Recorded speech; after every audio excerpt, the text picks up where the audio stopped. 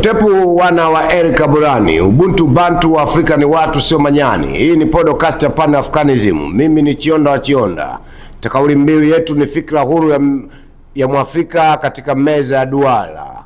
Majadiliano. Yoyote anayotaka kuja kwenye mahojiano haya katika meza hii na kukaribisha. Hasa nakaribisha wazee wa mila wa mji huu, uwe shehe, uwe padiri, uwe mzee mganga, wewe uwe ngariba, unakaribishwa katika meza hii kwa amani na upendo. Hatuna ugomvi na mtu, kazi yetu ni kufufua vile vilivyopotea. Kwa udhamini wa Grand Matuta, mkuu msimamizi wa mila na tamaduni na mkuu wa hekalu la Epet-Yesuti, na wakaribisha wana wa Afrika. Tunaendelea na Pan Africanism, fikra huru za Mwafrika katika kurudi katika himaya yetu, kukumbushe vya kwetu, utukufu wetu. Je, tulikuwa kweli wajinga? Sisi ni primitive, sisi ni cannibal, sisi hatuna chochote tulicholetea dunia. Leo naenda kuangalia himaya ya Kushi.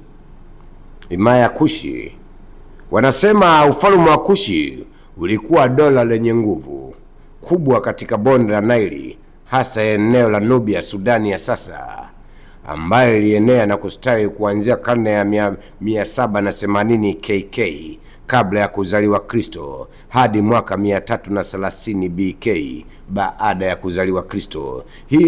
Hapa tunakwenda kuangalia history ya Kushi.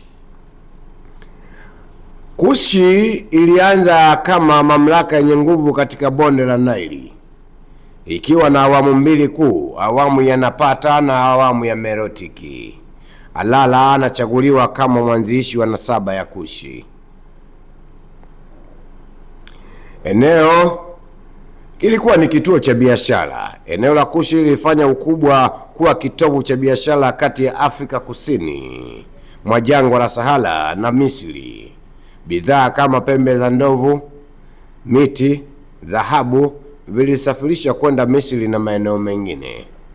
Ushindi wa Misri na 725 katika karne ya 8 kabla ya kuzaliwa Kristo, mfalme wa Kushi Pie mkuu, Pie the Great, au wazungu wanamuita Pianki, alivamia na kutawala Misri ya juu kuanzia kile kinachojulikana kama na 725 ya mafarao weusi. Kushi iliendeleza utamaduni wake wa kipekee, ikiwa pamoja na piramidi kama huko Meroe na Napata, na uzalishaji mkubwa wa chuma hasa katika kipindi cha Merotiki. Kushi iliangukaje?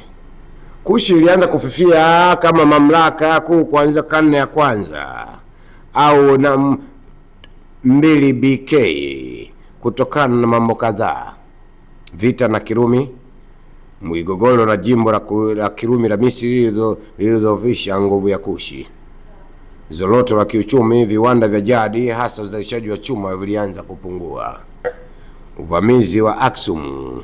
Ufalme wa Aksum wa Ethiopia sasa ulipanuka na hatimaye kuishinda Kushi na kupelekea mwisho wa ufalme huo takriban miaka 330 baada ya Kristo.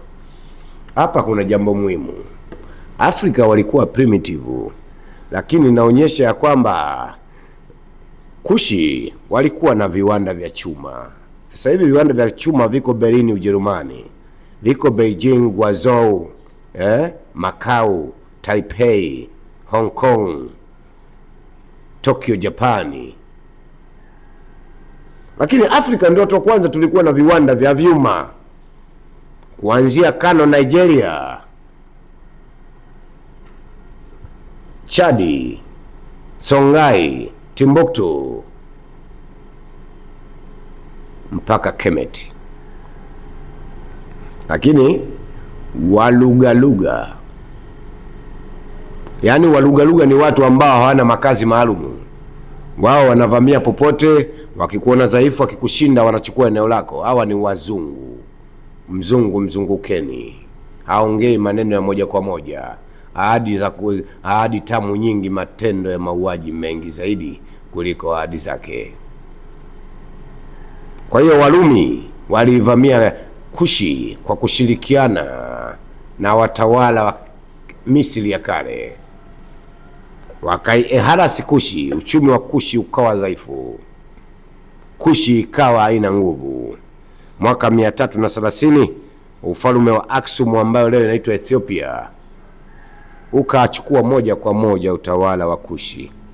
Nasema ufalme wa Kushi ulikuwa na mchango mkubwa katika historia ya Afrika, ukiwa kama daraja la kibiashara na kiutamaduni kati ya maeneo ya Mediterania na Afrika ya Kati.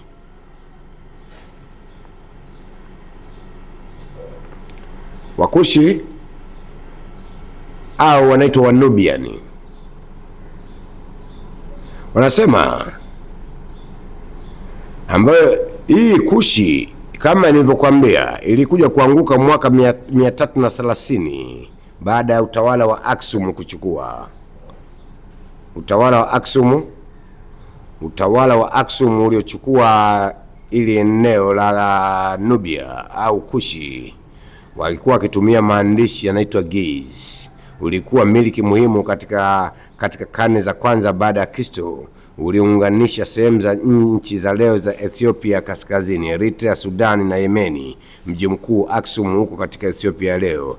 Miliki hii ilianzishwa mnamo karne ya kwanza kabla ya Kristo, ikaishia wakati wa karne ya 7 baada ya Kristo. Ni miaka 700 utawala huu ulidumu. Huu ndio ufalme wa nini? Ufalme wa wapi? Ufalme wa Aksum. Ufalme wa Aksum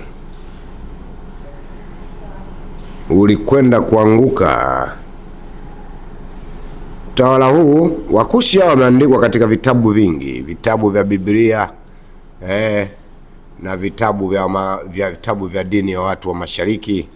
Wamewadescribe Wakushi kwa vile wanavyotaka wao, kwa sababu wao ndio wanasema mshindi ndio anaandika history. Mshindi ndio anaandika history. Mshindi ni nani? Tunaendelea kuangalia Kushi. Utawala wa Kushi ulikuwa karibu na Bahari Nyekundu, Red Sea. Unasema Periplus of the Aegean Sea. Kipindi hiko ndio ilikuwa inaitwa. Kitabu cha mwongozo kwa ajili ya mabaharia kilichoandikwa mnamo mwaka 70 BK baada ya kuzaliwa Kristo. Kulikuwa na kitabu cha navigation kiliandikwa na Wakushi. Periplus ni neno la Kigiriki linalomaanisha tendo la kuzunguka bara kupitia bahari kwa merikebu. Bahari ya Eritrea ni jina la kale kwa ajili ya bahari ya Shamu hadi bahari ya Hindi. Jina hili lilitungwa na watu wa nchi za mashariki ya bahari ya Kati na Misri waliotumia lugha ya Kigiriki kwenye miaka 2000 iliyopita. Wasema kitabu hiki kimeandikwa na mwenyeji wa Alexandria, Misri, uliokuwa mji mkuu wa wakati ule na kitovu cha biashara ya kimataifa kati ya dola ya Roma, Afrika ya Mashariki na bahari ya Hindi. Kitabu kinaeleza juu ya bandari kuanzia Misri hadi Afrika ya Mashariki kwa upande mmoja na hadi bahari ya Hindi kwa upande mwingine. Kinataja majina ya bandari kadhaa zilizopelekwa huko na bidhaa zilizopatikana kila mahali. Pia kuna habari za kando juu ya watu, watawala na mila. Watawala na mila. Watawala wepi?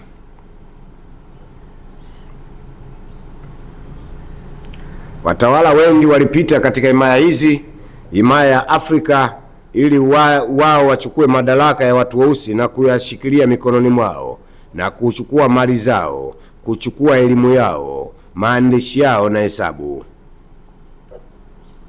Afrika tulifanya kila kitu, lakini kilichotokea sisi tukawa dhaifu. Mtawala wa kwanza wanamuita Lala, lakini mtawala maarufu kabisa anaitwa Mfalme Pie. Mfalme Pie, mfalme wa Kushite Pie, anajulikana pia kama Pie Mkuu. Alitawala wakati wa karne ya 8 KK na pia ni mtu muhimu katika historia ya kale kutokana na ushindi wake wa Misri juu na kuanzishwa kwa nasaba ya 20. na 7 ya 20 ya utawala wa Kushi pamoja na Nubia.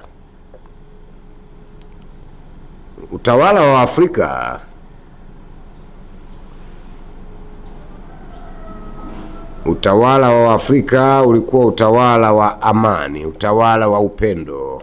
Lakini walipokuja Walumi wajitahidi kuivamia, lakini walikuja kushindwa pale Mama Queen ya Meranasi aliposimama imara mwaka 40 BC. Akawashinda, lakini mwishowe wa Afrika wenzetu wa Aksum wa Ethiopia wakaja kuiangusha himaya ya Kushi. Hata hivyo, kwa ujumla Lala anachukuliwa kama mwanzilishi wa Kushi na wanahistoria kwani alirejeshwa katika maandishi ya wafalme baadaye kama mwanzilishi wa nasaba katika muktadha unaopendekeza kwamba pia alianzisha ufalme huo.